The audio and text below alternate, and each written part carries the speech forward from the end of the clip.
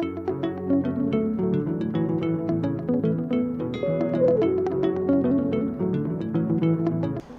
Dr. Swali Vusa Fundafunda from Lusaka, Zambia, a trained obstetrician gynecologist, and I recently finished a training in gynecological oncology at Dr. B. Barua Cancer Institute here in Assam, India.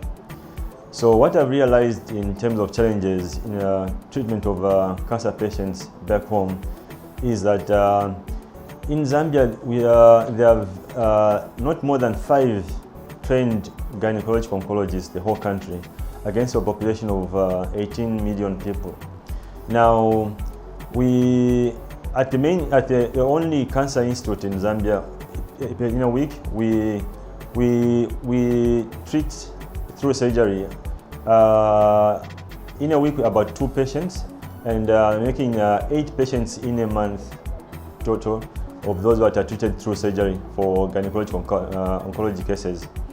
Now, this means that that is only in Lusaka. The rest of the country, patients that are seen by gynecologists will have to be referred to the capital city for treatment, and that takes a while. And most of the patients are not, they don't have resources to take them to the capital city. So the importance of this Merck Foundation Cancer Access Training, it is helping in increasing the number of trained gynecological oncologists and having the required competences in the treatment of patients with gynecological cancers. And through this increased number of gynecological oncologists, we in the near future should be able to start training gynecological oncologists back home. So before coming here, my expectations of this program was that I'm going to gain competences in making diagnosis of cancer patients, gynecological cancer patients, coming up with a treatment plan, and eventually getting required surgical competences in gynecological cancer surgery.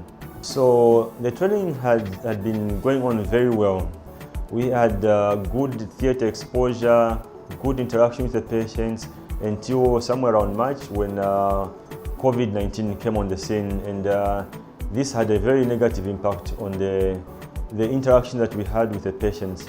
So we saw a drastic drop in the number of patients that would come to our outpatient department for patients to be screened, and that also meant that the numbers of patients that are being taken to theatre in that particular week reduced drastically. Eventually, by April, I think that was the month of April, we didn't have any cases going into theatre because initially, though, the understanding of the COVID-19 wasn't very well, so there was fear about the disease, and that month we lost out on theatre cases. But thereafter, after knowledge was acquired about the COVID-19 and management of patients and how to prevent, though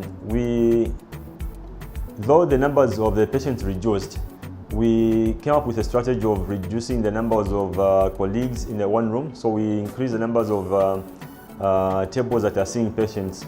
So that was quite a drawback on my training.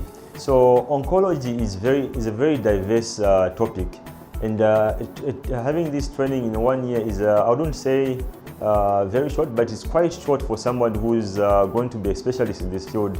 So to the would-be trainees, I would suggest that as they come for this program, once they start with a bang. They start reading. The interaction with the consultants and their colleagues should be very enhanced, so that they make use of every second that they spend while in training. That would help make up for the reduced time in training. So, as I said earlier on, Zambia has not more than 5 gynecological oncologists that are trained. And back home, the only program that is helping train gynecological oncologists is a pilot program that started with there are 2 trainees so far. And that's the only program that is going on back home. Now, with the Merck Foundation coming on board, this will greatly enhance the numbers and improve the quality of care that will be given to gynecological cancer patients back home. So I would like to say that this program is a very nice program, but with everything nice, it can get better.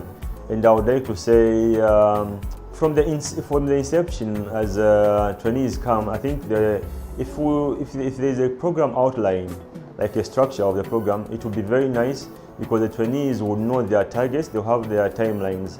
Then in training, there's passive learning, that is one gets, as a consultant says a few things. Now here in India, with Hindi being a national language and the culture being very strong, most people would rather change into local language, and for a foreigner it becomes very difficult to catch on what is being discussed, even if it's a medical discussion. So I would suggest that trainees and consultants make an effort to speak in a universal language that even every foreigner can understand, so that, because of the passive knowledge that would be missed in discussions, everyone should, even the trainees who are just going to be around for a year, they can get every drop of the breath that is coming from the consultant for their own learning. So gynecological cancers, most of them are preventable cancers, and with the increased numbers of patients that are presenting at an advanced stage, it means that the awareness is lacking in the community. So I would like to see the Ministry of Health back home increase the level of awareness in the community. Campaigns should be increased. Finally, I would like to thank Merck Foundation, Tata Memorial Center, and BBCI for the training, and the people of Assam.